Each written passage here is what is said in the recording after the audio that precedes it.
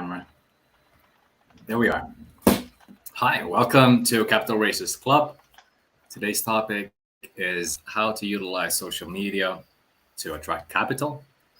And we have Jeff with us today and Samson, your host. And for anybody who are in the audience watching, anybody who's in the audience and watching this, and you would like to share your journey within commercial real estate, feel free to message us here, and we will send you the link. That way, you can come up, you can speak, and you can also ask questions live here in the event. So, always welcome to ask questions in the comments too. And with that said, Jeff, how are you doing today? Hey, I am doing fantastic. Been a hell of a couple of weeks, but everything's moving along. Awesome, great to hear. We're gonna we've covered this topic a couple of weeks now, and it's the last show for 2021 that we're running. We have one more interview on Thursday with a speaker, and then we see you next year. So, um, would be awesome to just maybe summarize the things that we have already said, maybe, and then go to new questions from the audience. I have some notes from the last time that I could mention. Uh-oh. Ah, I'll go from the top of my head. I have it on my head too. Hey, Colin, welcome. Feel free to join us if you have questions and you would like to also share your experiences in the industry. Warmly welcome. We used to do these on Clubhouse. Maybe that would be a great start. Um, how did we start with this program or this event? We started out in August on Clubhouse, early August. Jeff, you were there in the first episode of Capital Races Club. And I remember having gone to your commercial real estate, all things room where you also hosted about commercial real estate and learned so many things from not just you, but also the other sponsors and GPs, everybody who was sharing openly. And I really liked the concept, and that's when this started. Um, hmm. Hey, Rakim, welcome. Happy to have you here. So if you ever have any questions in the audience, feel free to just jump up. We'll send you a link in the back channel, in the DMs, direct messages, and that way you can jump to this live Zoom here. So Jeff, would you like to share about things that you've been working on that works with when it comes to utilizing social media or just attracting capital in general? We've we've covered it a little bit, but I'm sure there's new people in the audience right now. Right. The main thing that I'm doing now, and I haven't done a lot of social media in the past, so that's where my emphasis is now, um, is to create my lead magnets to bring people into my active campaign where I can communicate with investors. But the social media part is the part that I'm developing as far as getting those leads into the active campaign and bringing people in. So I am in the development on that, and so I would say that I'm in the newer stages of using social media. Now, I was for a quite a few months opening up a room twice a month, and I'll probably start that back up. I've taken a little break from Clubhouse, but I will probably get back onto it, mainly because I enjoyed talking to people and communicating with them. And once people get to know you and then move on to liking you and trusting you, is where they're going to be more interested in investing with you. I find many times people think, oh, I know all these people, they're going to invest with me. I'm going to raise a lot of money. And then as soon as you start seriously talking about them investing with you, all of a sudden they disappear, and those people come up and say, "Oh, I wasn't able to raise any money, zero." It's about nurturing people. It's about getting to know them, and if it's through social media or if it's in person or whatever it may be, um, you need people need to get to know you, and in order to be able to trust you, and you're being trusted with their money. So you definitely, if you're going to be raising money, if you're looking to raise money, they need to trust that you're going to do the right thing with it. So social media definitely is a good way to scale up. It's a lot harder to do it one-on-one the way I've done it over the years, where you're going to conferences, you're going to meetups, you're meeting people that way. Social media is what I'm looking towards to scale up what I'm doing as well. Yeah, but at the point, what you were mentioning about, it's a relationship first and foremost, and nurturing that.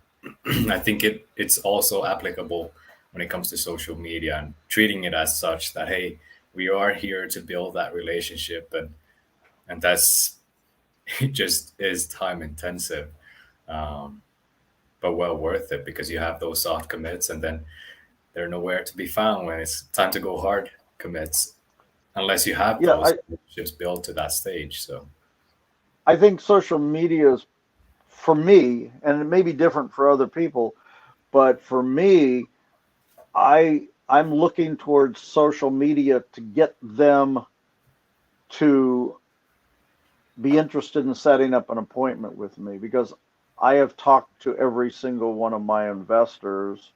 Money just doesn't show up when I have a deal. I've had a conversation with every single one of my investors, but the social media can get them to a point that we can set up an appointment and have a conversation and talk, and then they could get to know me a little bit, more personally. And the social media is more of getting them to that point that they're ready to talk. And not only that, I want people that are interested in what we're doing, not just to call me up and have a conversation. I mean, we want to talk about what it is that they want to accomplish. If they have goals that maybe they just want to be a passive investor and grow their money, they like their job and they're going to continue doing that and just want to invest passively, or they want to invest passively to get started on the road to being a GP and to be more active. Either way, we have the conversation and to see what it is that they're trying to accomplish, because in the end, we're trying to help them be successful, and we're only going to be successful when they're successful. So, but we got to meet them first. We got to meet them somehow. So social absolutely. media is just one way. Is that a We have a question? question from Colm saying, hey, Jeff, what are your favorite and most streamlined social media platforms? That's a great question.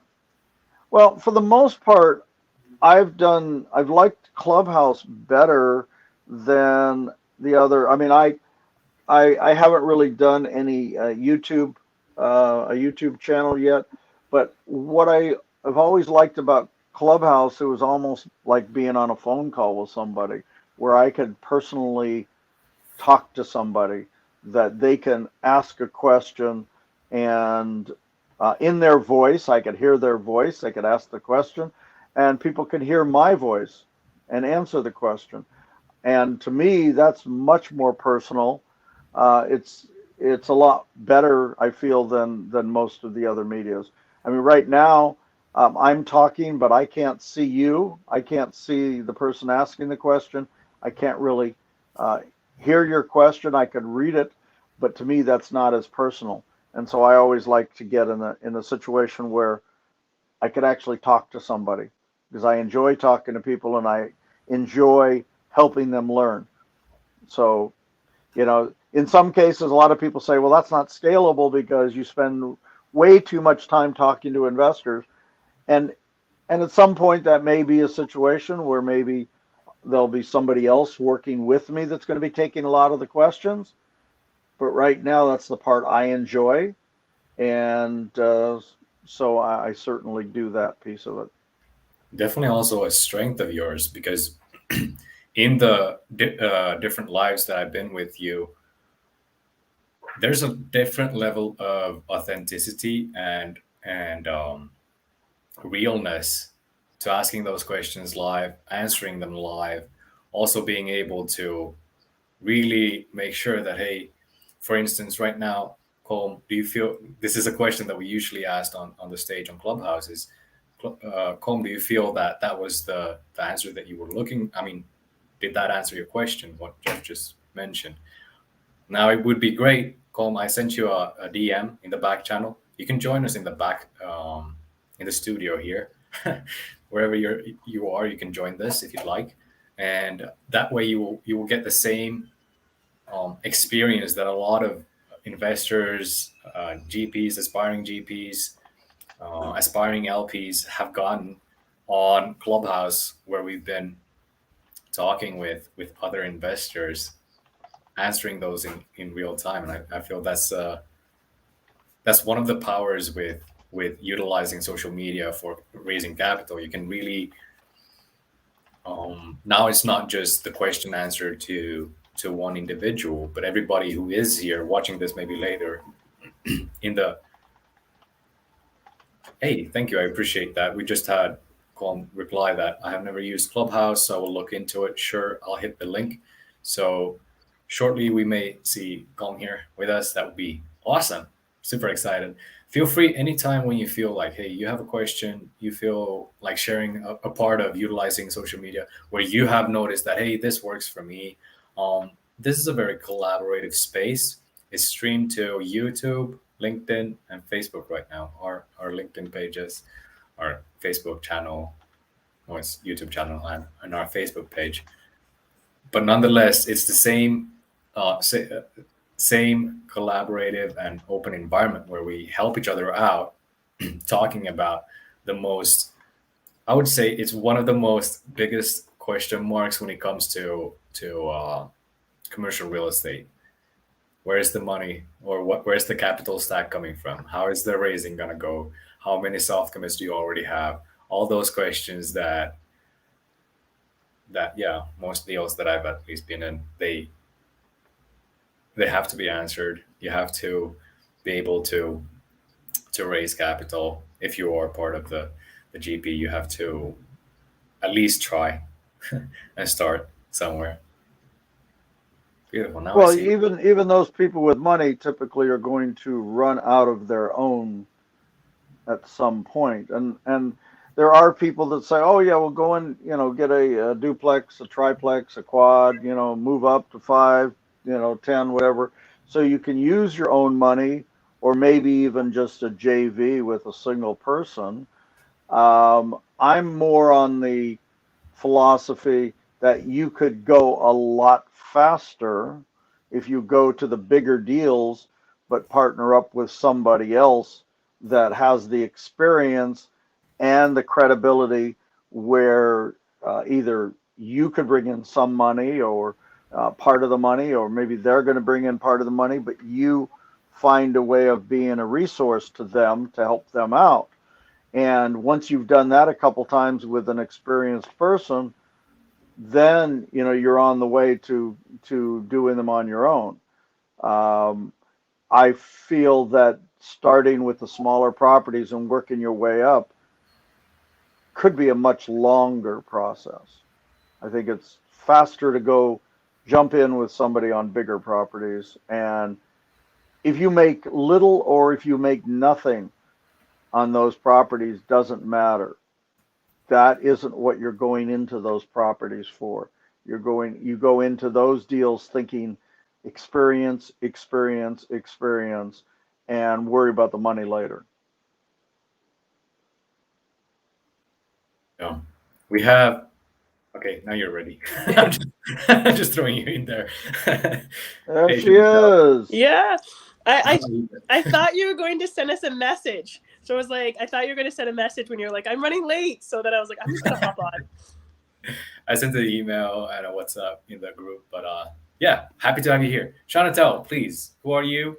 Where you at? And we're just talking about raising capital and the importance of relationships today in attracting capital for your deals. So I'm Chantal, and I'm out of Toronto, Canada, and I am a social media marketing strategist, manager.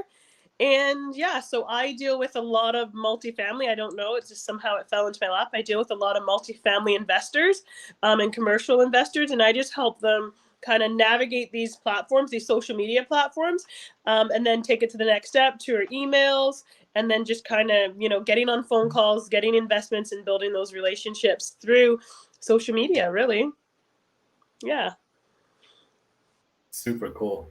So what have you found in the industry, in commercial real estate, that building those relationships on social media too, and Jeff was just earlier sharing about how Clubhouse has been a tremendous asset in getting in touch with a lot of people at the same time. I'm paraphrasing like crazy right now. I'm not quoting anything, but that it's been helpful when attracting more investors, and also being able to answer those questions live, having those conversations, taking them offline, and all that. So, what would you, in your experience, Chantal, you've run a lot of campaigns, run a lot of um, you've run a lot of the social media aspect for capital raisers. So, what have you noticed is generally working well? Well, I would have to agree with Jeff when it comes to Clubhouse. I feel that Clubhouse, a lot of more relationships are built off of Clubhouse because it's a voice app, and you're live, right? Like the person that you're talking to is live. It's not that you're just putting a post out there and, I posted an hour ago and now you're interacting with it, right? Like it's live, it's voice. So I think Clubhouse is a great app. If anyone's in this room and they're not on Clubhouse, I do suggest to get it. It's the perfect networking app. So I do agree with Jeff with that. One thing about Clubhouse, I find that the mistake that most people make is that they don't, and this is not the moderators, these are the people that are in the audience. Like they hear someone speak, and then maybe they just follow them on Clubhouse, or they don't DM them, they don't follow them on other social media parts. I think that they just sometimes leave that relationship or that value within that room, and they don't take it outside of it. So sometimes, I always tell people, if you like what someone's saying, follow them on their other social medias where you can see them posting all the time, because sometimes what happens is that you get in a room with someone and then you're never in that room with them again. So if you feel that they have value, don't be afraid to send them a DM, or to get on a phone call or anything with them. I think Clubhouse is really good for the people that get up and speak, right? But if you just sit back in the audience, there's a lot to be lost if you don't, follows people on Instagram, or try to DM them, or even try to get up on stage to ask a question. So that's my thing with Clubhouse. And I think some people that are in the audience, why they don't grow, and any suggestions that I would is, I'm always like, raise your hand and ask questions, get to know these people. Like if someone gives you value, this is a great opportunity to actually get to know and ask these experts questions, because there's so many experts on Clubhouse that you could just raise your hand and talk to anyone, right? So take the opportunity to get up there and ask. And then for these other social media platforms like Facebook, LinkedIn, Twitter, Instagram, whatever it may be, I find that people, they just leave those relationships on those platforms. So they don't, DM people, they don't try to get on a phone call, or, they send people to their website, but there's nothing there, right? Like they don't have, anywhere to do email or anything like that, right? So we're just sending people all over, but we're really not giving the opportunity to build real relationships or that trust, if that makes sense. Exactly, building trust, it is key. And if my mentor likes to say, closed mouth does not get fed. Because every week when we meet, it's very apparent on a live event. It's also apparent when you go to Zoom meetings, or you're in our, you go to meetings overall, wherever. It doesn't have to be a Zoom, but the silent person that's not asking anything but still wants something, has a very hard time of attracting that. And it's, yeah, I don't know what else to say. We have another audience question. We could continue on this one, or the question is from Rakim. Um, what are some of the legitimate concerns witnessed by the three of you, which could or would dissuade soft commit investors from executing a hard commit? Thank you. Who would like to go first? I think that's a perfect question for Jeff. Okay, sorry, I was, what are some of the legitimate small to concerns read. witnessed by the three of you, which could dissuade soft commit? Oh, a lot of times you get soft commits because people just want to get more information. We got a lot of people that are curious. They want to learn more about a deal, and so they'll give a soft commit just so they could go get more information. There's a lot of reasons why people do a soft commit and don't follow up. As they get more information about the deal, maybe it didn't fit their needs, or maybe they found something better that they liked better. Maybe they wanted to get to know you, and maybe they're not quite ready. I mean, there's so many different reasons why you get the soft commits, and then they don't follow up on it. Maybe they have, they get cold feet. They decide that's a lot of money, and they haven't gotten warmed up to you yet. They haven't got comfortable with you yet. I am honored when people invest with me, because that means that they trust me enough with their hard-earned money, and that's extremely important to me. That's extremely important to me, and I'm honored that they feel that way. And so, but if you get a lot of soft commits and people back out, it could be they're just not quite ready. That relationship hasn't been established enough, but it may not be that. They may just find something that they like better, or whatever, or they talk to their spouse and their spouse put a big kibosh on it. So lots of reasons why you get the soft commits and not. I mean, I typically get very few that actually go in, do a soft commit, and back out, but you always have to plan for that. Hopefully that answers your question. Yeah, we could ask. Do you have follow-up questions, Rakim? Feel free to put them in the chat. And we have Colin. Hey, welcome. If you unmute, I can actually unmute your mic, and that's kind of creepy, but I won't do that. So please unmute your mic, and then you can share if you'd like. Maybe shortly. Hey, we also have Kenneth. Hey, Kenneth, what's up? Hey, Kenneth. Hey. Oh. I haven't seen you in a while. I know. What, you been working? Yeah. We had a question earlier. Oh wait, please introduce yourself if you like. Kenneth.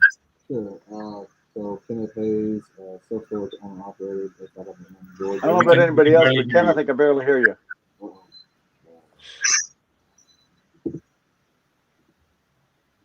Can you hear me now? Is that better?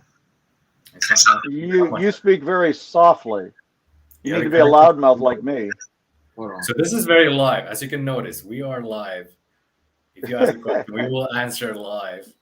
And sometimes we have technical difficulties, but yeah, we're gonna get through this. Colm, would Kenneth this be is a a better little. time for you?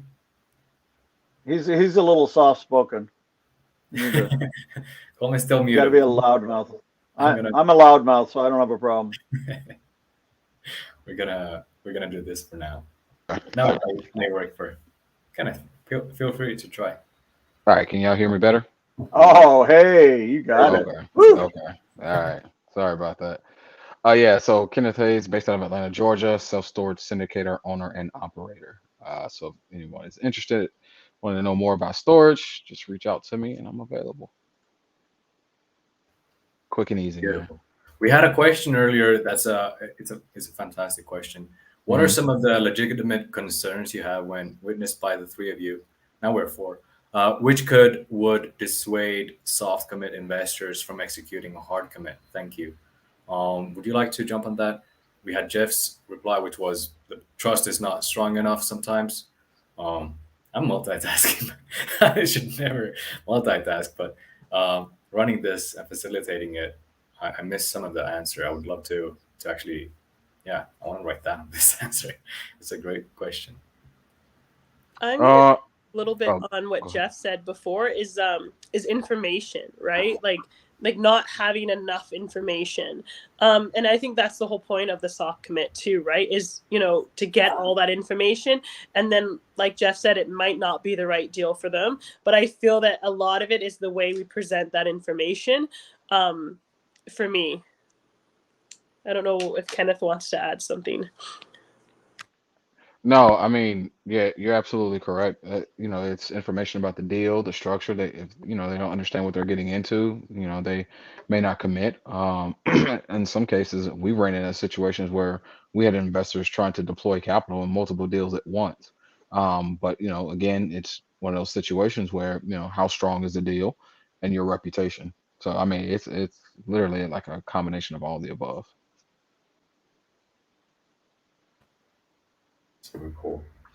I would say in my humble beginnings within the commercial real estate realm, the soft commits come a little bit too quick, and I didn't necessarily vet the investor, so I didn't know their criteria when they were committing softly. I mean, committing softly sounds very romantic. When they were soft committing to my deal, and I hadn't built that relationship to a place where I knew that, hey, this fits you perfectly.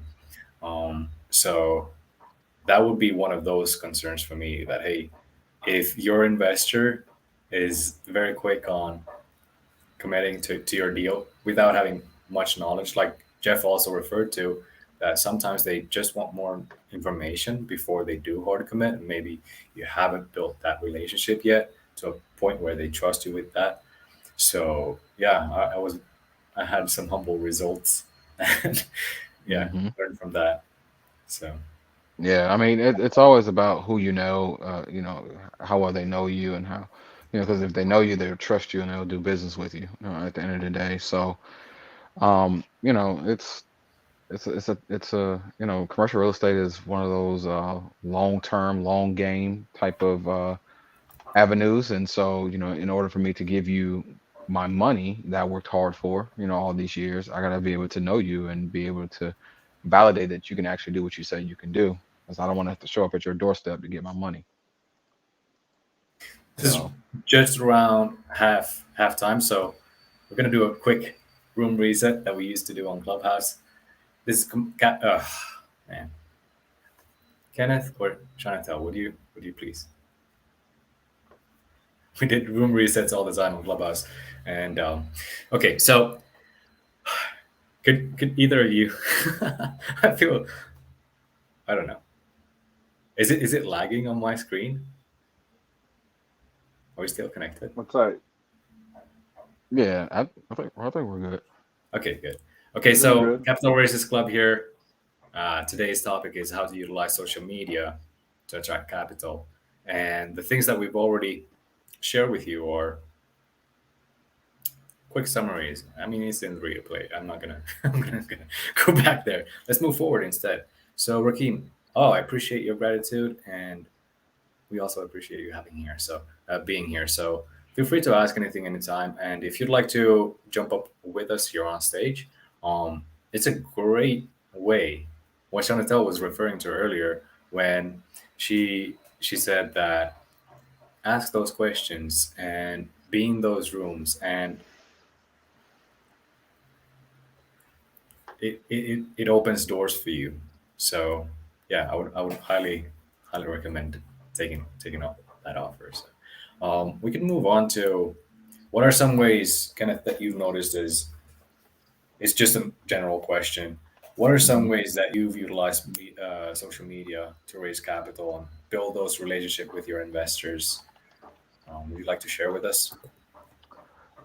Um, yeah, I mean, for me, I feel like it's always easier to uh, look at your existing network and see, if especially on LinkedIn, and then also I get a lot of messages on Facebook where they always talk about, hey, I see that you're a real estate investor, or storage in storage. How can we connect? And so, I'll check out, their profile, see who they're connected with, and ask them like, hey, do you know who this person is? And if they don't, then I'd still have the conversation with them, because you never know, anything can transpire out of the conversation. But um, like I've always said, leveraging your existing network is always a plus, because again, everybody knows everybody in some way, shape, or form. um so I think that's important. And then also, fellow people may not utilize social media outside of social media, that may be able to open doors, because again, we deal with brokers every single day. You may have brokers that may know, other investors that may be interested, because maybe a deal fell through, and they may not have strong enough buying power, but you do. And so you can build a relationship off that, that sort of thing. So it's kind of in network, out network type of thing for us. But I mean, primarily for us, we just leverage as many platforms, minus TikTok. I'm anti TikTok. I don't like TikTok.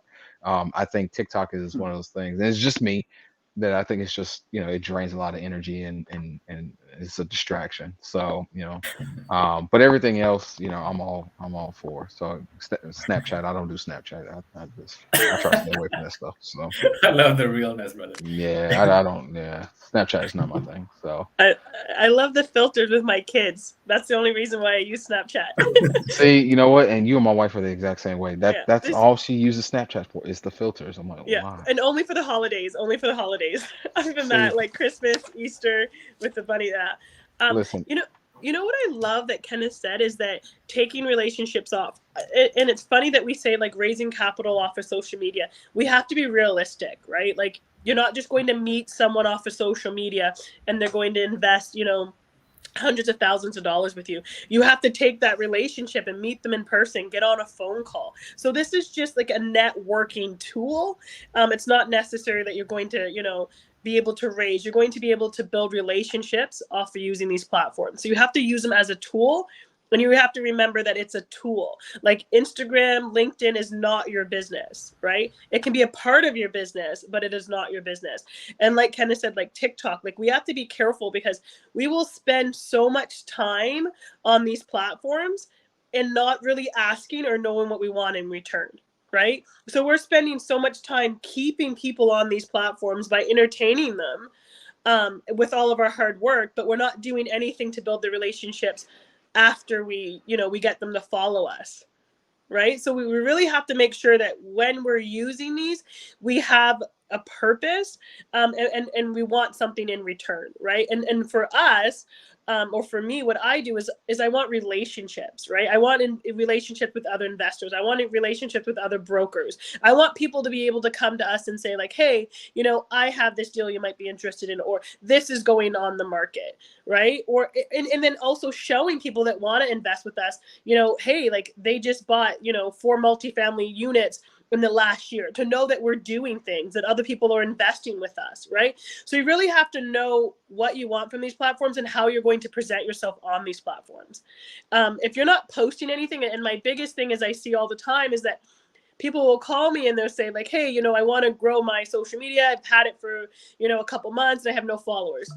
And then I'll look and I'm like, well, you don't post anything. Why would anyone want to follow you if you don't post anything?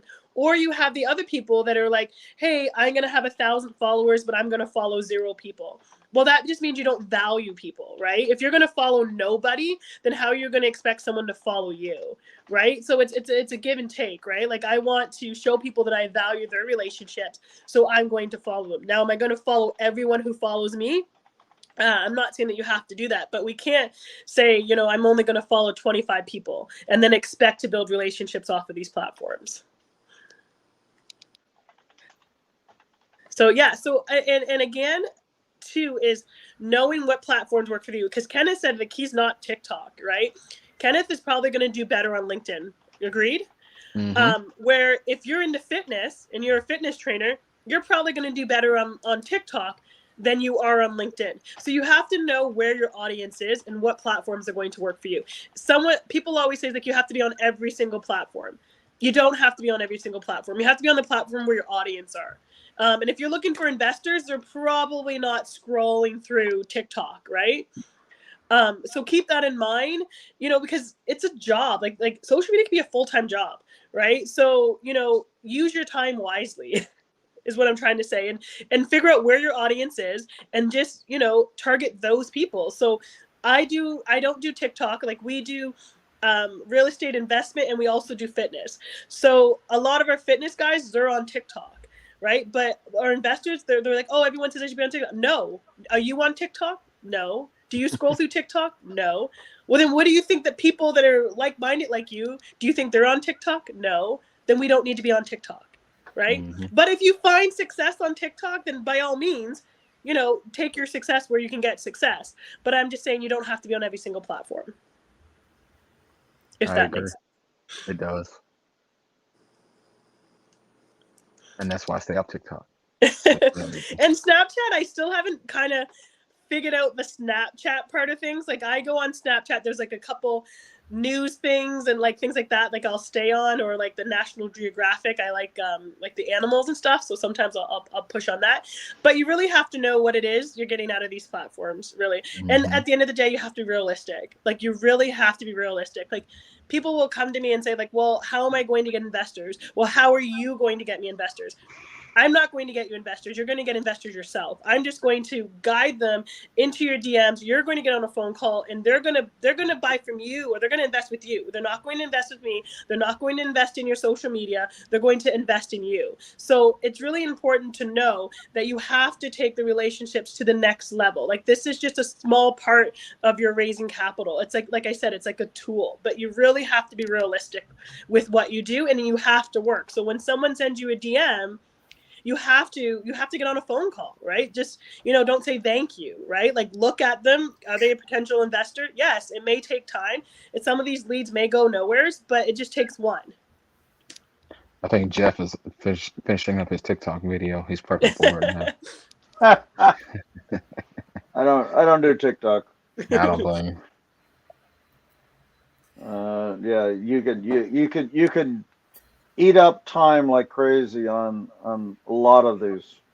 Even Instagram and Facebook and everything else. You get lost in the cute dogs and kittens and in the dancing. people jumping off of walls and all kinds of crazy things. You know why I think TikTok is so successful? Because it's a lot easier to grow a following. I don't know if you guys I know tons of people who have huge TikTok followings. And I even know a lot of people who have, huge Instagram followings. And again, it's easy to buy followers. So it's kind of hard to see who's organic and who's not. But another thing you have to remember is that, I had a client who got 1 million views on a post, right? And she was super excited. She was a real estate agent, super excited about getting 1 million views. She used to get like 30,000. And she was always doing these reels. And then she hit 1 million views. Off of those 1 million views, she got 400 followers. Which you would think would be a lot, but off of 1 million views, it's really not that much. And then we got on our next call, and she's like, Chantal, you were right. I'm like, why was I right? She's like, I got 1 million views, and like I do all these videos and nothing out of it. I'm like, yeah, because you got 1 million views, and you're just a small town realtor in Michigan, right? So like, even if someone wanted to invest with you, you're a small town Michigan girl, real estate, selling small houses in Michigan. Like you really have to niche it down and, try to get those Michigan followers. And so that was a perfect example that, yeah, she got, a couple hundred followers, and yeah, she got 1 million views, but she really got nothing out of that. So it's just views, right? So you really have to make sure. And not only that, but it wasn't even about real estate. She was drinking hot chocolate or something around Halloween at a pumpkin patch, right? So it had nothing to do with anything that she was doing. So that's why it's really important to have a purpose and know that you could have 100 followers and get one investor, or you could have 100,000 followers and get no investors. right? So at the end of the day, they're all people. So don't be discouraged by the numbers. That's really what I'm trying to say. Don't think that someone has more success than you do, or that you can't find success because you have low numbers. I would like to add to She's that. entertaining everybody. Yeah. I would like to add that video does create a credibility and level of trust that no other stagnant, especially live video, creates such a. It's a higher caliber of a relationship with somebody that you've never met. Where, for instance, here right now on Club, or not on Clubhouse necessarily, but here right now on LinkedIn, we have. I don't see how many people are currently watching this. I think about 10. We don't see it in the numbers here, but it's a way different caliber of 10 that we have in the audience. It's a way different. It's a targeted audience. It's the same time targeted speakers. We're veering very little off topic. This is very applicable what we're saying about, this is what you need to focus on in order to gain that attraction or increase that level of trust with your social media network. For instance, make more videos. We mentioned that more in the past, where we're saying what to post, how to connect, and how to build that and take it offline. Today it's more think big. Like, is it going to be beneficial for you on TikTok if you're not on your own domain, or you're not on your own, you're not catering to the industry that you're looking to attract people to. So well said. And so I would like to also ask you, when you're talking about going on Instagram, have you noticed lately that reels are heavily weighted compared to, or has that already passed? I remember a couple of months back we had this discussion on Capital Raisers Club that reels are very beneficial right now. You will get more from the company that's owning it, Meta. They will send you traffic because they want to compete with TikTok, and in that sense, they give you more views right now. Is that still the case, or? It is, like, you can always get more views from a reel than you would a regular video. But again, the way it's so funny, and I haven't mastered this with the reels, because it's kind of hit and miss really with what I find with all my clients. Some of them do very well, and then others kind of like struggle. But it's all using trendy music. Like, if you use a trending song, your reel's probably going to get more views. The one thing I don't like about reels, though, is that it's just like TikTok. People are constantly scrolling, right? So for one, I don't like that it doesn't tell you that if someone watched your video all the way through. If I'm not getting a lot of likes and comments and I'm just getting views, it may be because of the song I used, right? Not necessarily the content. So, you really have to see like what works. And I think a lot of people say like you have to do reels because you get more views.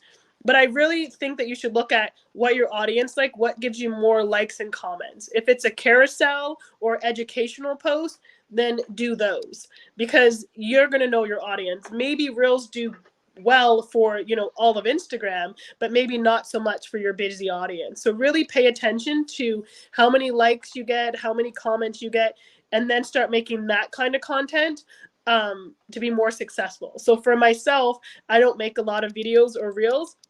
I do a lot of educational posts because I feel that a lot of people will save my educational post, right? Like, they'll save it for later. And again, that tells the algorithm that this is really good because it got a save. So, but people, like, when you look at it, you don't get to see the saves. Like, only I can see the saves, but that's how I judge what kind of content I'm going to put out. Is like who saved it, who shared it. So if I do an educational post, I can see people will share it on their stories. So really, it's just really knowing what works for you and what your audience wants. Yeah. Because sometimes, there's a lot of busy investors out there. They're not watching a whole minute video. Yeah. So you really have to ask yourself, what am I looking at? What am I doing as an investor? What do I like as an investor? And that's the kind of content that you want to put out. Not necessarily, because we have to remember, this is a business, right? So Instagram, TikTok, LinkedIn, they're always going to tell you that videos do better. Why? Because a video is going to keep people on the platform longer. right? Their goal is to keep us on the platform. So videos are always going to keep someone on longer, right? So keep that in mind too, and really just study your own audience and your own content and what works, and kind of go with that. Right, you could hear the clicking now. When you were sharing also about that post saved tend to do better, or that's a better thing to focus on, because that means that the value was, you did provide value. People are saving it. Have you noticed that the carousel images and all of that works better because of the retention? I mean, wait, what? I forgot the marketing word for it, but the people who are watching those are watching that picture image longer time when they're scrolling to the side and all of that. I think why the carousels do well is because there's a lot of information on it, right? So people are saving the carousels because, you know, like for instance, I just did one today on why real estate agents should have Instagram. So I think I did 5. So there's 5 little things there like that you can look at. So I find that carousels do well for me, but if you go on my page, I just put out educational stuff about social media. So people that are following me, they're not following me to see my kids or my family. They're following me because they want to do better on these platforms, right? So if I can give them information, and I try to put as much information as I can so they can't screenshot it, because if you can just screenshot something, you're not going to save it. Right? So if it's more than 1 or 2 or 3 pages, then you're going to save it in your save so you can go back to it on Instagram. If that makes sense. So I try to avoid it where someone can just screenshot it and then just keep it. I try to make it so they have to scroll through it. I try to make it so it's enough wording that it's not something that they can remember, so they have to press that save button. I usually root for 100 saves for myself. I like to get 100 saves off of my carousels. So I try to give as much information as I can in a photo so they can't remember it, or they can't just, snap all of them, if that makes sense. But I do find, so with all of my clients, I do give out, we do educational posts, and I do find that we get good saves off of them. So we'll get like maybe between 15 to 30 saves, which is pretty good. Like that's a pretty good number. But that tells me that that people like it, right? So they're share it. I think we just did one. I did one with Amy, like the pros of renting and buying, or not renting and buying, your home property and an investment property. That one got a lot of saves. I think we had 30 to 40 saves off of that. So then that tells us that, people want to know this information, and if they're potential investors, we're giving them that information. So sometimes people think that it's a basic, but even the basic stuff for you guys is not basic for the new investor. And I think for me anyhow, with my clients, we love to target investors, but we want to target those new investors. I don't know if Kenneth would agree, like those new people that are just, that have this money, that are just trying to, those are the investors that we want, or people that are new to investing, right? No, don't agree. Yeah, I mean, when you think about it, because again, that's where I mean, it goes either way. I mean, even those who are seasoned, or experienced investors, I mean, you can build, you can still target. Though I don't like using target, but you could still, partner with those group of folks as well, because again, they understand the risks level and the risk tolerance, and they understand certain terminology and verbiage that you use, versus with the new investor. It's almost like taking them to school, but in a sense, in a positive, that's good, because you've educated them about how the deal works, certain words and terminology. You can explain the risks, about the deal, and also where they can go and validate and check you out, and other deal opportunities and stuff like that. The biggest thing is too, transparency will always be key. And if someone that you're partnering with for the first time, and I feel like the level of respect will be there if you're 100% transparent with them about everything, how the deal is going, how the financials are structured, and who's managing what. When are you having, monthly meetings or quarterly meetings? Give me an update on the asset. How's the asset going? What else are you guys doing? Is there opportunity for me to come in? Just those type of things. Because I mean, you almost have to put yourself as a deal sponsor. You almost have to put yourself in the same position as a investor partner. You would want somebody to be transparent to you, especially you've invested a good amount of capital into the deal as well. And I'm pretty sure Jeff can vouch for that as well, because he had to go through those trials and tribulations too with other investors, about being transparent, how important. Oh, I think we lost you. We still can hear you. Oh, now we can't hear you. Definitely, yeah. Check your mic, please, Kenneth. Yeah, we had His Jeff mic is muted. Newberg with us. Your mic is muted. Uh-oh. It's just muted. Wait. I can't actually unmute my our guest. It doesn't work. You have to unmute yourself.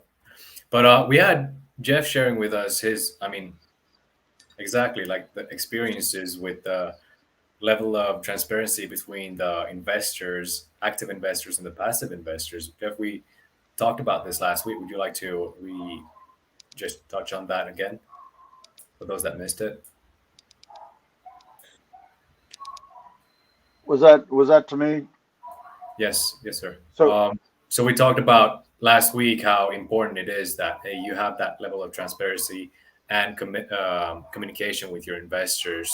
When you're an active investor, you definitely want that transparency, like Kenneth was talking about. absolutely, and that's you have to be transparent with them. Otherwise, you're going to lose them. I know people that have invested with deal sponsors, and the deal went well, and they made a bunch of money, but they were very poor on their communication, and they said, I'm never going to invest with them again, even though they made money. It was about the relationship, and communicating with them and letting them know, and not having surprises come up.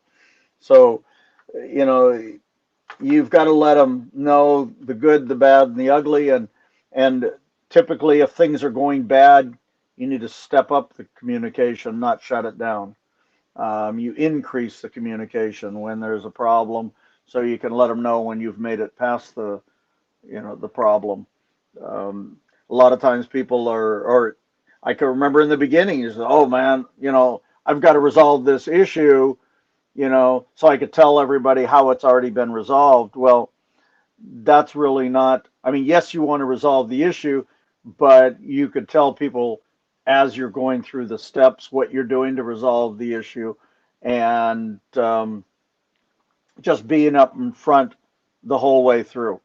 And that's where you build up your dedicated investor team that trusts you. They trust you. They know if something goes wrong or something's going bad, you're going to let them know, but otherwise they can kind of kick back and not be so involved. So real important.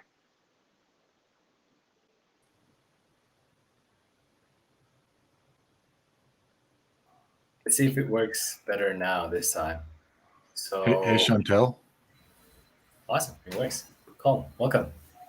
Hey, so I'm tapping into your marketing background, and I was curious if you had any marketing conferences or events that you plan on attending this year to increase your funnel and your funnel size, and maybe just better target more specific investors. Are there any conferences that you plan on going to this year to learn about new tricks and trades? It seemed like last year and the last 2 years, people went from branding their business to branding an individual. Trying to tell you're muted. Oh, sorry, that question was for me. Well, I'm in Canada, so there's a couple events that I may attend, but I haven't committed to those just because of the travel restrictions. So I'm kind of nervous about flying outside of Canada.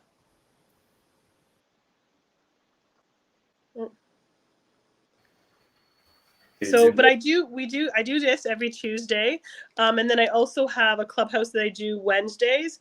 And I am working on a masterclass with another investor. I'm working on a masterclass.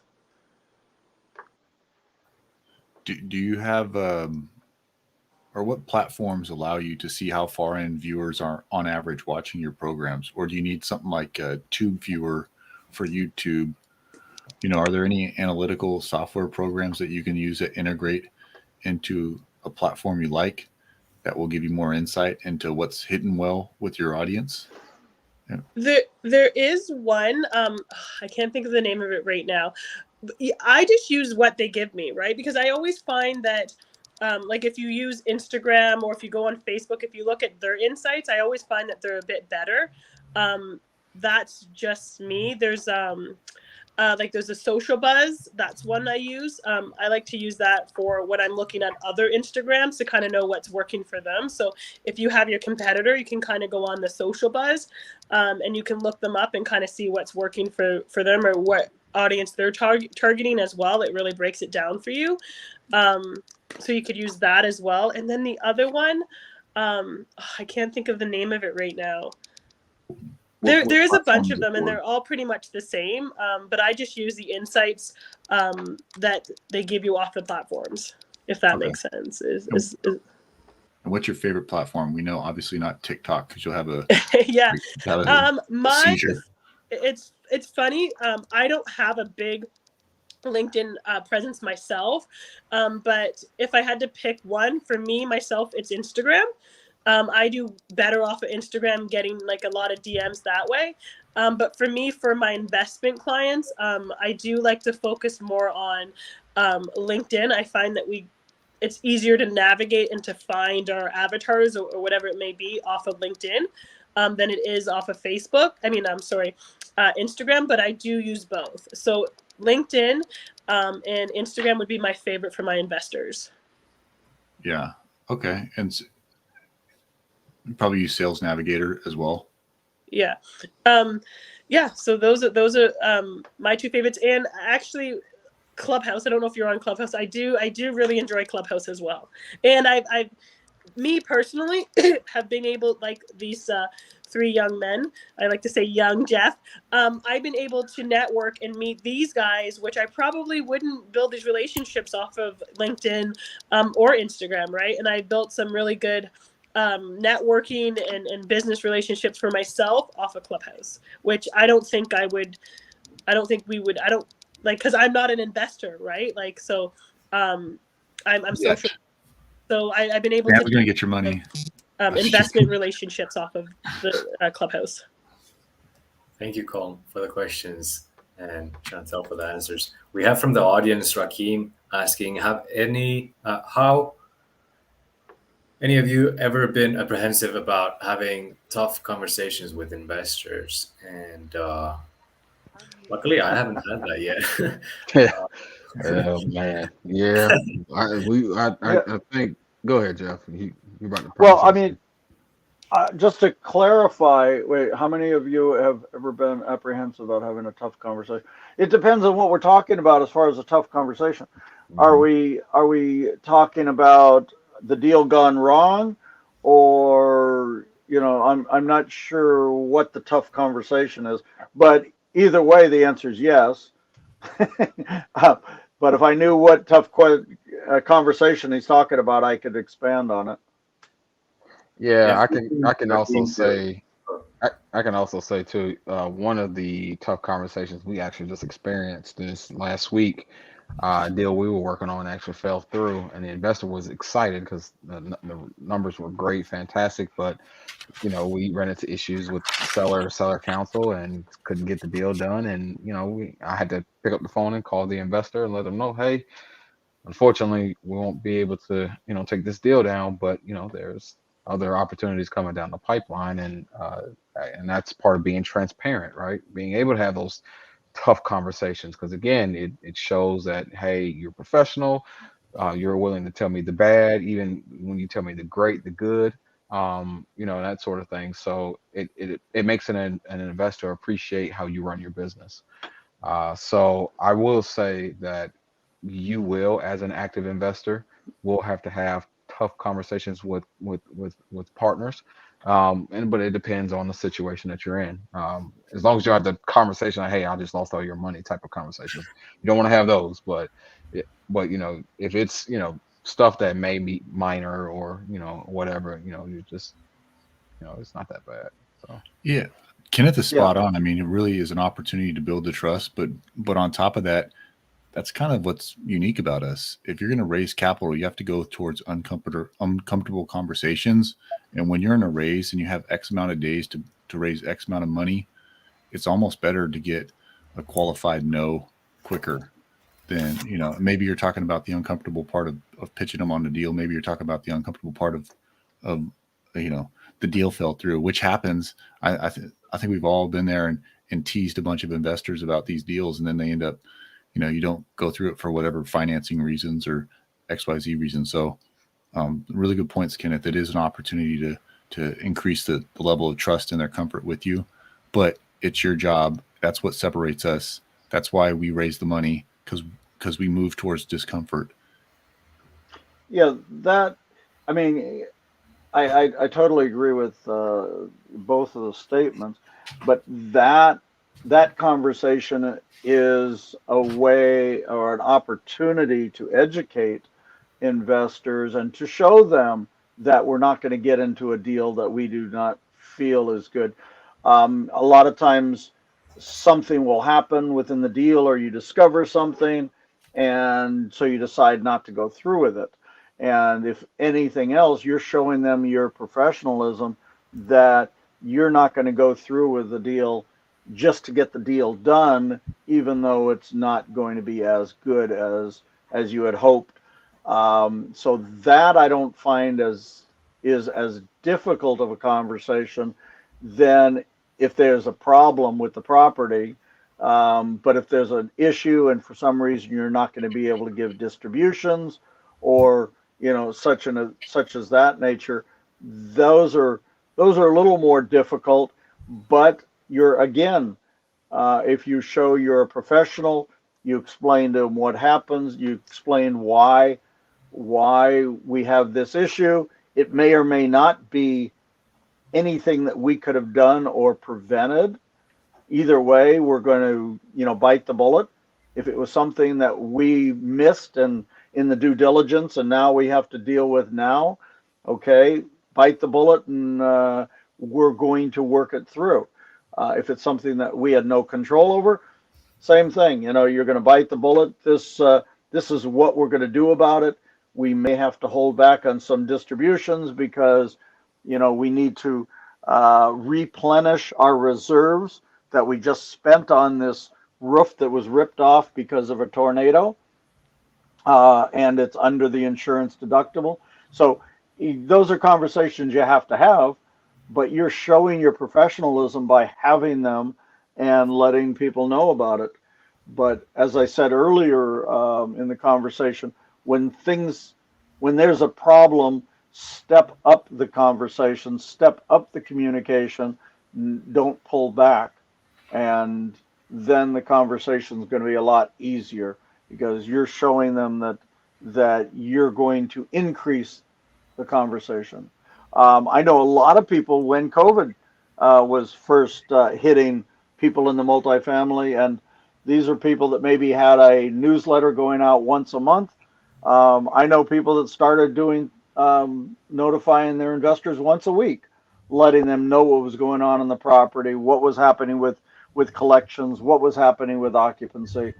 So there was a catastrophe and they were going to step up the communication. Awesome. And we ran over the top of the hour mark. We're gonna briefly, could you all put your best contact? How do we best get a hold of you, Jeff? How do we best get a hold of you, Kenneth, Chantel, Colm? Could you put that in the chat? I will briefly show that during the outro. And yeah, we're almost 5 minutes over. So please put it in ASAP. And thank you all for being here today. And see you all. It's going to be next time we're running one of these open panel shows is going to be on January 2022. Holy cow, I just blanked out. What year is it? Anyways, we're going to see you all next year. On Thursday. Chantel, are you ready? Uh-oh, you're muted. On Thursday, we have Shanatel with us, interview one-on-one with Shanatel. So bring your questions, all those social media questions that you have been dying to ask, you didn't get to ask this time. Maybe you're watching the replay. Ask them then. It's going to be awesome. So in the background, and then awesome, I see them. Okay, so yeah, this was Capital Versus Club, and see you all next time. Weird wave. All right. Take care. Take care. Bye.